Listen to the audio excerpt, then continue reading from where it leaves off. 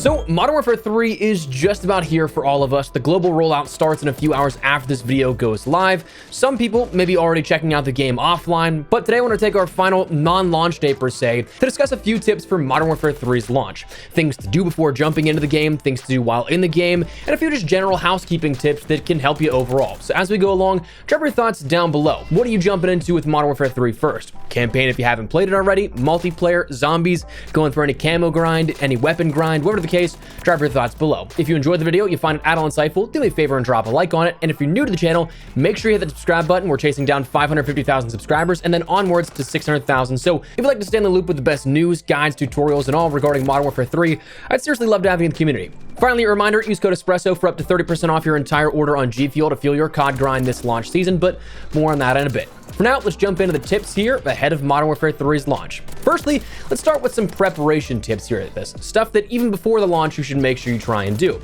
First, make sure you have the game preloaded. That's probably one of the biggest ones. The game is pretty massive in regards to a downloaded file size, so if you haven't preloaded the game already, you have it pre-ordered, make sure you do that so you can jump in at whatever time you want instead of trying to boot the game up. You're not met with, hey, you need to download like 100 gigabytes of a file. So that's key number one. Second thing, whenever you jump in, adjust your settings. You can actually do this now through the campaign if you had early access through digital pre-purchase. For the most part, some things were added with Modern Warfare 3 that may or may not have been updated with the most recent COD HQ update. Haven't been able to check that out as of the time of recording this, but we'll have a full breakdown of the settings you'll want to run through. But for a quick reference, button layout and sensitivity is always something you should pay attention to. Personally, I prefer tactical and a 7.7 or 9.9 setting for sensitivity. Each game kind of fluctuates back and forth. Movement settings, you might want to change your tap to slide, considering that slide canceling is making a return. Make sure you end up having those invert settings off if you had dolphin diving as your tap last year, or better yet, you can even unbind dolphin diving or unbind sliding, whichever one you don't want to use. You can now change that in the settings to unbind the action so that you can get that slide and negate that sort of millisecond delay that you may have felt within the beta,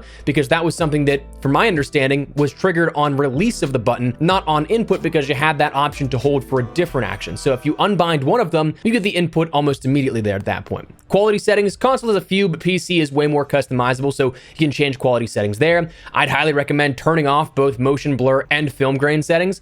Aim assist settings, I think Black Ops is the way to go if I remember correctly last I checked, and then dynamic for aim response curve type, and your FOV entirely preference based, but obviously giving you more peripheral vision based off of however high you go with that. And finally, the last preparation tip is, well, make sure you have all your XP tokens redeemed from any retailers or anything you may have taken advantage of. Those are going to be really beneficial and helpful to the grind. Now, let's talk about some general launch tips here. Not a whole ton here to this because we'll jump into more gameplay tips, but in sort of like the create a class system, pay attention to the weapon platform system. Just like last year, we're going to have a shortened individual weapon leveling system for each gun, but it incentivizes play with all weapons to unlock things like additional attachments, other weapons, and so on, as well as some other areas to do that as well. But the weapon platform system and that how you unlock things still follows the basic premise of last year. Additionally, the Vault Edition can help if you picked it up a little bit, because you do of course get access to all those attachments across a weapon platform, but grand scheme of things, if you didn't, totally fine. There's only going to be that air quote pay to win element to it for just a couple of hours in-game playtime, probably while you rank up other guns, and you're going to end up having to rank up those weapons as is. You just get the attachments unlocked. You don't get the actual weapon fully leveled because of that. But anyways,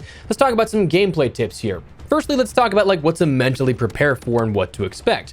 Of course, you end up getting the option to use that mini-map to advantage again here at this. Red dots are back, so of course that means you have more to consider in regards to helping you out and giving you that information on where enemies may be, as opposed to just having to look at the mini-map and see, is there dead space or not? How much space is there between you and your teammates? I mean, if there was a lot, you're usually behind enemy lines. Now you'll end up having the red dots as well to see if there's any fire coming from around a corner or anything like that.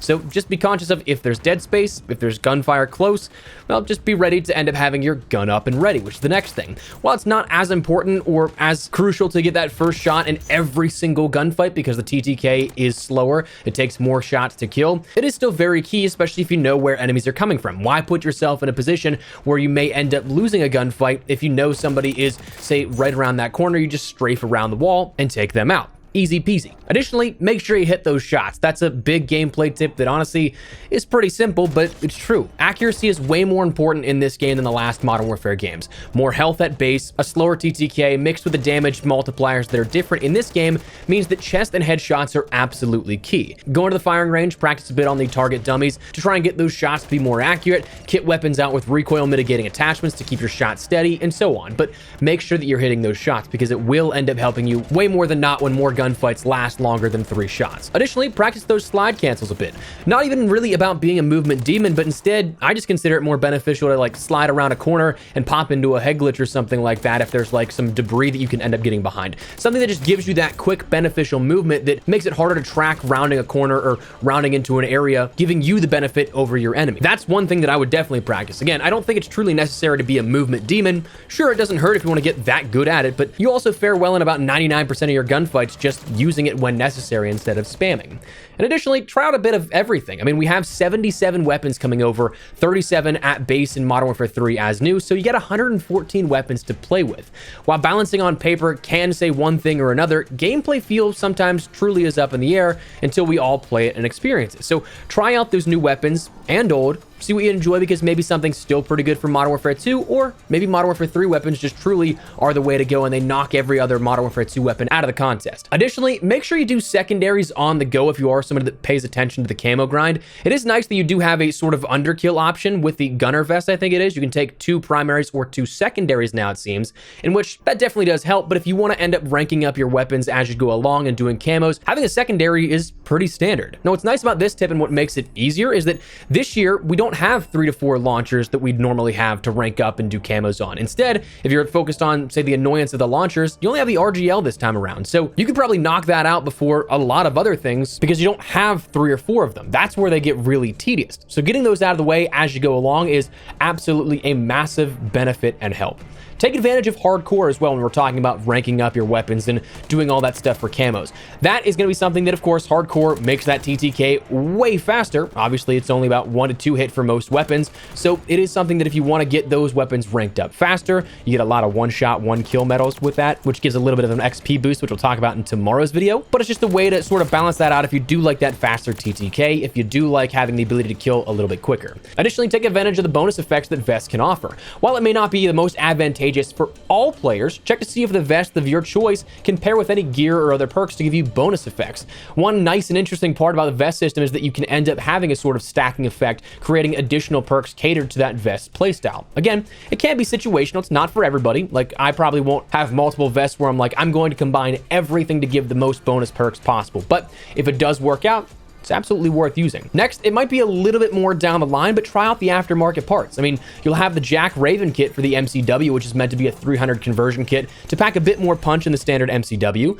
The Jack Heretic MTZ-762 battle rifle add more damage and lessened recoil. The Broodmother 45 kit for the WSP-9 will chamber the weapon in 45 auto rounds to grant higher damage. So if you remember the Uzi ammo conversion back in Modern Warfare 2019, that's kind of what this looks like and what it seems it will act like. The Jack Annihilator bullpup kit for the Pulemyot 762 will make that LMG much more mobile and stable. The XRK IPv2 conversion barrel for the Core 45 will allow for optics and underbarrel attachments to be added on, plus will introduce binary fire to double that fire rate. And the Jack Ferocity carbine kit for the Renetti essentially will turn the pistol into an SMG, again allowing for optics, stocks, and underbarrel attachments to be added as well. And the final gameplay-oriented thing that you yourself can control with the gameplay itself is if Warzone's your big thing, think of weapons that you'll want to use and prioritize that, ranking those up, getting camos on those if you care about that first and foremost. You don't necessarily need to get every single weapon fully maxed for the sense of Warzone, but I do think that max leveling and camo grinding for at least what you think you'll be using is more beneficial and can help with a general pace that isn't too crazy for how much you have to play in the 4 weeks leading up to the Season 1 launch. I'd wager that rifles, battle rifles, LMGs, sniping has one shot potentially again, so that Cat AMR is probably a good one to rank up. But then you have your SMGs as well, which is definitely always nice. But having played Warzone's new integration at COD Next, the Pulemyot was good, Cat AMR was good for sniping, the BAS-B was real damn good. So if you don't have all the time in the world to rank up every single weapon within that 4-week span leading into Season 1, pick and choose what you think you'll end up using, and again, you can go from there and it'll help out big time. And finally, the last thing when it comes to the gameplay itself is, well, party up if at all possible. We've talked about this before in the past for a number of different reasons. Firstly, of course, because, well, it gives you more eyes and more information easily communicatable between you and your squad if you have a party of 2, 3, 4, maybe even 5 other players in 6v6.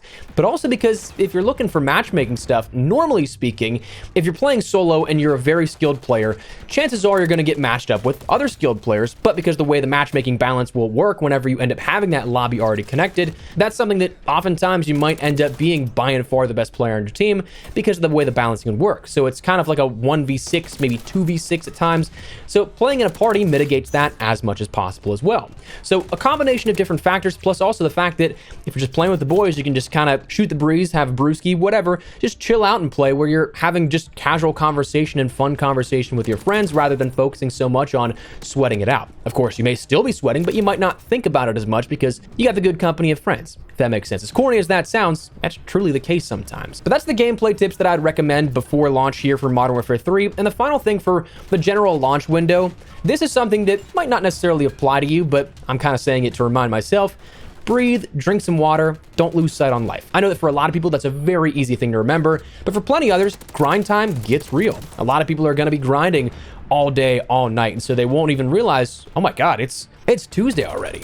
Take those breaks where needed, gamers. Take care of yourself, but that is what we're going to call it. So let me know your thoughts down below. Is there anything that you would add to this list here of tips for anybody that is wanting to hear even more? Feel free to drop your thoughts. Before we wrap everything up, make sure you check out my friends over at G Fuel. Again, code Espresso can get you up to 30% off your entire order now. If you want to grab a restock or try something out for the very first time, now is as best a time as any. G Fuel's like my cup of coffee in the morning, fuels my grind, and especially now here, getting into COD season, we're going to be grinding a ton of weapons, camos, you name it. G Fuel's got me covered. They can get you covered too. Hype sauce, strawberry banana, pink drip, the Morbius nectarine flavor, pog juice. Those are all some of my favorite flavors that I'd highly recommend. So if you guys want to check those out or more, link in the description below. And again, code Espresso can give you 30% off your entire order. But that said, that's what we're going to call it. So again, drop your thoughts down below. But if you enjoyed the video, you find it at all insightful, do me a favor and drop a like on it. And if you're new to the channel, make sure you subscribe so you don't miss a single thing regarding all things Modern Warfare 3 as we gear up for a very, very busy next couple of days and weeks. So if you want to stay on top of all the news, coverage, guides, tutorials, information of any kind, I'd love to have you in the community. Make sure you hit that subscribe button. But for now, thanks so much for watching. My name is Espresso. I'll see you later. Take care and peace.